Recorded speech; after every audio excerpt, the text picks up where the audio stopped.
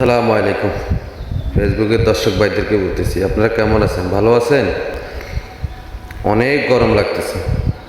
দেখেন বাগানে আইসা এবার হেলান দিয়ে বসে গেছি।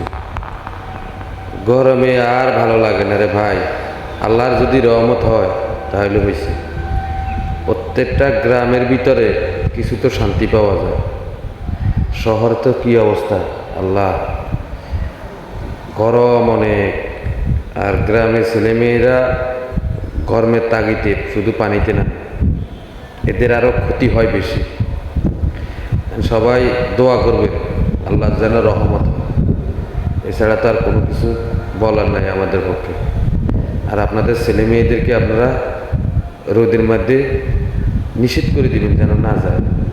হাসপাতালে ডায়রিয়ার রোগী ভর্তি, শুধু ছোট ছোট বাবুরে।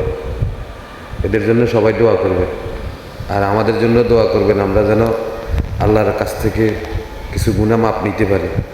আর রৌদ্রে আর গরমে তো আর বাঁচতে পারি না। আল্লাহ তুমি রহমত করো। আল্লাহু আকবার।